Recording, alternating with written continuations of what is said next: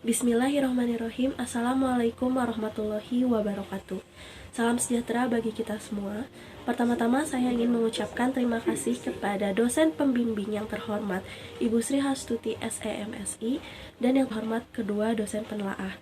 Sebelumnya, izinkan saya memperkenalkan diri. Saya Amila Hafizah Dista Sandira dengan NIM 51181133, mahasiswi Program Studi Manajemen Fakultas Ekonomi dan Bisnis Universitas Jenderal Ahmad Yani Cimahi. Dalam kesempatan ini, saya akan mempresentasikan proposal penelitian saya yang berjudul Pengaruh Kompensasi Finansial Langsung dan Lingkungan Kerja Fisik terhadap Kepuasan Kerja Karyawan pada CV Adidaya Mitra Lestari Bandung. Baik, sebelum masuk ke pembahasan, berikut ada beberapa poin dalam pokok bahasan yang akan saya presentasikan pada kesempatan ini. Yang pertama adalah latar belakang penelitian, kedua identifikasi masalah, ketiga maksud dan tujuan penelitian, keempat kegunaan penelitian, kelima kerangka pemikiran, dan enam terakhir yaitu metode penelitian. Masuk ke pembahasan pertama yaitu latar belakang penelitian. Dalam pembangunan ekonomi di Indonesia, sektor industri menjadi salah satu pilar yang cukup berpengaruh dan dapat memberikan peranan yang cukup besar bagi pemerintah guna mendorong pembangunan industri nasional secara terencana. Hal ini disebabkan sektor industri memiliki kontribusi terhadap sumber pendapatan, peningkatan devisa negara, terciptanya lapangan kerja, dan memiliki peranan yang strategis dalam menggerakkan usaha, serta memberikan kontribusi dalam pembentukan daya saing nasional. Sektor industri tersebut salah satunya adalah sektor perdagangan jasa dan investasi. Nah, sektor ini memiliki 8 subsektor yang bergerak di bidang yang sama. Salah satunya subsektor periklanan, percetakan, dan media.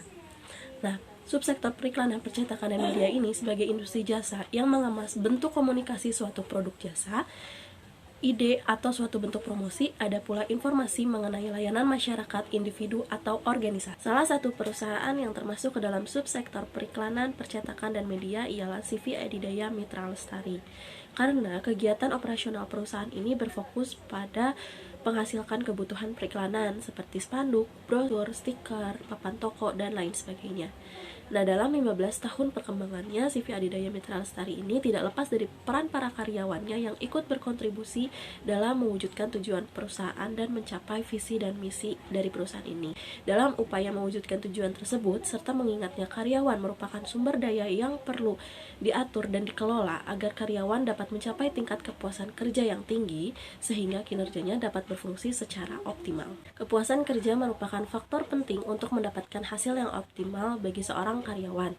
Sebagaimana Mukoyaruh pada tahun 2018 mengatakan bahwa karyawan saat merasakan kepuasan dalam pekerjaannya, ia akan bekerja keras dan berusaha dalam menyelesaikan pekerjaannya. Adapun faktor yang dapat mempengaruhi kepuasan kerja seperti Akmal dan Tamini 2017 mengatakan kepuasan kerja karyawan dapat ditentukan oleh beberapa faktor, salah satunya adalah kompensasi. Namun, Sitinjak pada tahun 2018 juga mengatakan bahwa faktor lain yang mempengaruhi kepuasan kerja adalah lingkungan kerja atau lingkungan perusahaan itu sendiri. Berikut merupakan hasil prasurvei yang dilakukan di CV Adidaya Mitra Lestari. Diperoleh informasi mengenai ketidakhadiran dan keterlambatan pada data absensi karyawan selama tahun 2020. Dari tabel tersebut dapat diketahui bahwa frekuensi ketidakhadiran dan keterlambatan karyawan cukup tinggi, yaitu sebanyak 183 kali. Terdapat jumlah karyawan yang tidak hadir sebanyak 95 kali dan karyawan yang terlambat masuk kerja sebanyak 88 kali.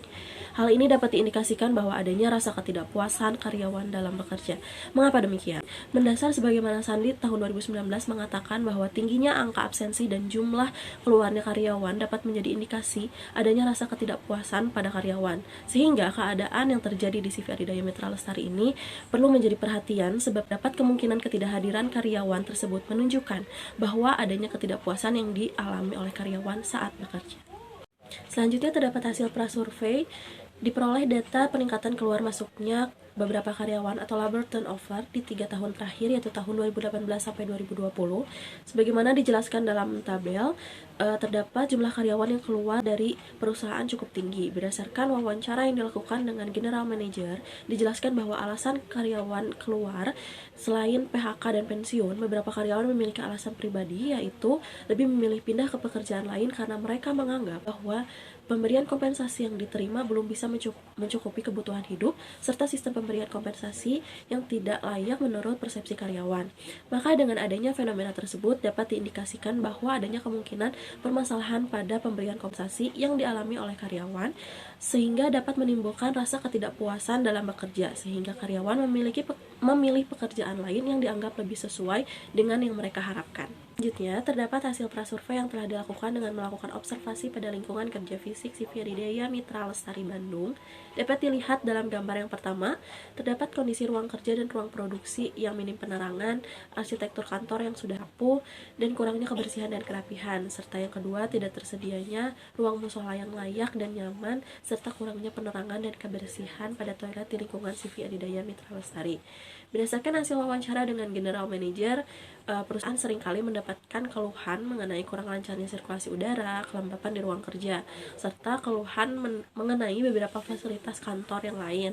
Dengan demikian, fenomena tersebut dapat menjelaskan bahwa lingkungan kantor yang tersedia kurang mendukung rasa aman dan nyaman karyawan dalam bekerja, yang mana hal tersebut dapat berdampak pada kepuasan kerja karyawan sendiri.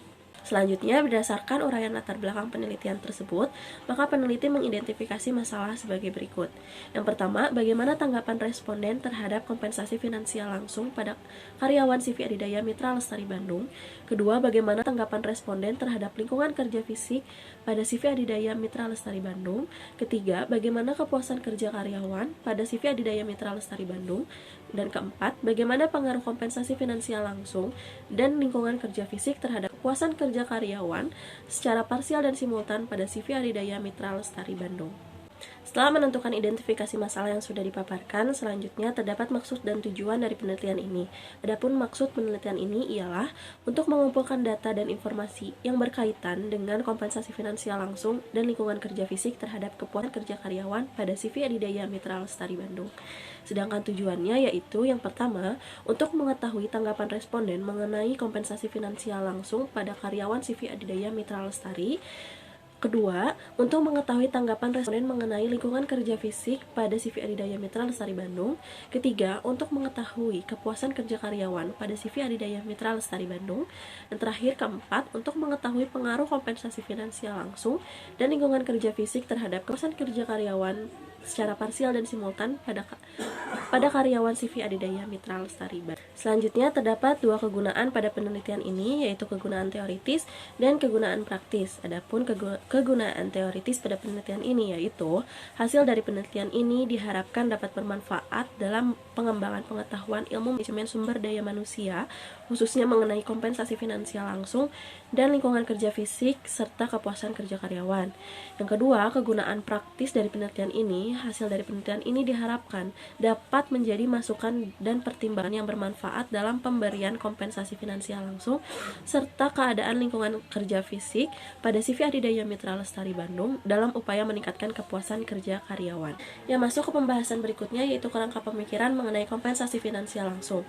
Kompensasi finansial langsung sebagaimana menurut Kasmir pada tahun 2017 mengatakan bahwa kompensasi finansial langsung ini merupakan kompensasi yang diberikan secara langsung dalam bentuk gaji pokok atau upah dan gaji, dan berdasarkan kinerja atau tunjangan, bonus, atau komisi.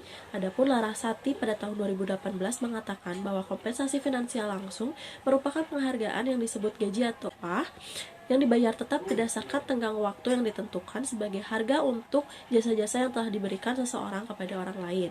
Jadi berdasarkan definisi di atas, dapat disimpulkan bahwa kompensasi finansial langsung adalah imbalan atau balas jasa yang diberikan perusahaan kepada karyawannya berupa gaji, upah, tunjangan, bonus, atau komisi dalam bentuk uang berdasarkan tenggang waktu yang ditetapkan. Nah, kompensasi finansial langsung ini sebagaimana menurut Hasibuan pada tahun 2017 mengatakan memiliki dua asas. Yang pertama, asas adil.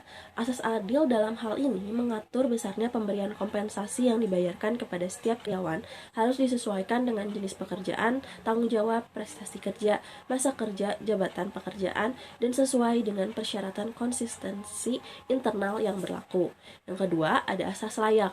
Sedangkan asas layak ini ialah kompensasi yang diberikan kepada karyawan dapat memenuhi kebutuhannya pada tingkat normatif yang ideal. Selanjutnya, menurut Larasati pada tahun 2018 mengatakan bahwa kompensasi finansial langsung ini terdiri dari beberapa. Yang pertama yaitu gaji, kedua upah, ketiga insentif, keempat bonus, dan kelima tunjangan. Yang masuk ke pembahasan kerangka pemikiran yang kedua yaitu mengenai lingkungan kerja fisik. Lingkungan kerja fisik memiliki pengertian sebagaimana Sudarmayanti pada tahun 2017 mengatakan bahwa lingkungan kerja fisik adalah semua keadaan yang ada di sekitar tempat bekerja yang dapat mempengaruhi karyawan baik secara langsung ataupun tidak langsung. Adapun Sudaryo mengatakan pada tahun 2018 lingkungan kerja fisik ialah semua keadaan yang berbentuk fisik di sekitar tempat kerja yang dapat mempengaruhi secara langsung maupun tidak langsung terhadap karyawannya. Nah, berdasarkan definisi tersebut, maka dapat disimpulkan bahwa lingkungan kerja fisik ini adalah segala sesuatu berbentuk fisik yang berada di sekitar tempat bekerja dan karyawan yang dapat mempengaruhi karyawannya dalam melaksanakan pekerjaannya. Ya, selanjutnya sebagaimana Sudarmayanti pada tahun 2017 mengatakan bahwa ada beberapa faktor yang dapat mempengaruhi terbentuknya suatu kondisi lingkungan kerja fisik. Yang pertama, penerangan atau cahaya di tempat kerja, kedua, sirkulasi udara, tiga, tata warna, keempat, kebersihan di tempat kerja, lima, keamanan di tempat kerja, keenam, temperatur, ketujuh, kelembapan, 8, bisingan, 9 getaran mekanis, dan 10 suara musik. Yang masuk ke pembahasan kerangka pemikiran yang ketiga yaitu mengenai kepuasan kerja karyawan. Kepuasan kerja karyawan memiliki pengertian sebagaimana Mangkunegara pada tahun 2017 mengatakan bahwa kepuasan kerja karyawan ialah suatu perasaan yang bersifat menyokong atau tidak menyokong dari diri karyawan yang berhubungan dengan pekerjaan atau dengan kondisi dirinya sendiri. Adapun Hasibuan mengatakan pada tahun 2017, kepuasan kerja merupakan sikap emosional karyawan yang menimbulkan rasa senang dan mencintai pekerjaannya.